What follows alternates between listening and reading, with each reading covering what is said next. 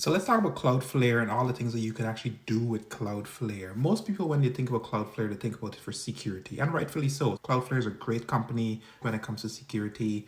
You point your DNS, your domain name to their DNS services, and they provide a bunch of protection.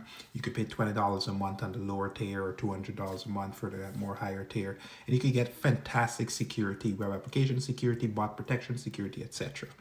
But when it comes to the developer side of things, Cloudflare is actually like unknown. Like most people don't know half of the stuff that they're capable of. So let me just show you all the things that you can actually do with Cloudflare. I'm going to show it on my camera. I'm going to show you it.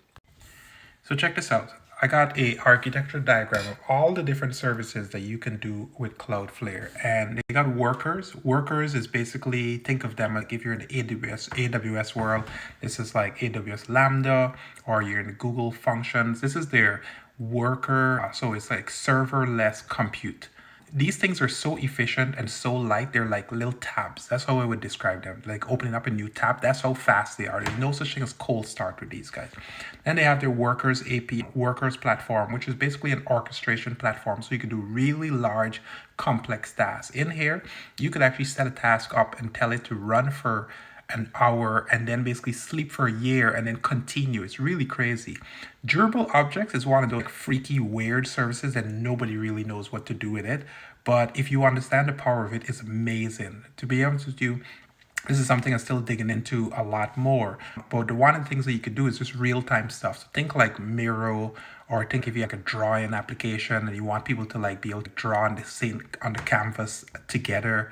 That's amazing. Containers, right? They have a new container service that you could spin up in no time. I'm not going to go through all of these, but the R2 is amazing for storing data and for streaming services, etc. D1 database is their SQLite database.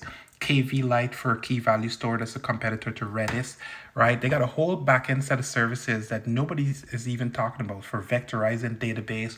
Hey, they even got a browser that you can render your entire virtual browser and you could scrape websites using Cloudflare.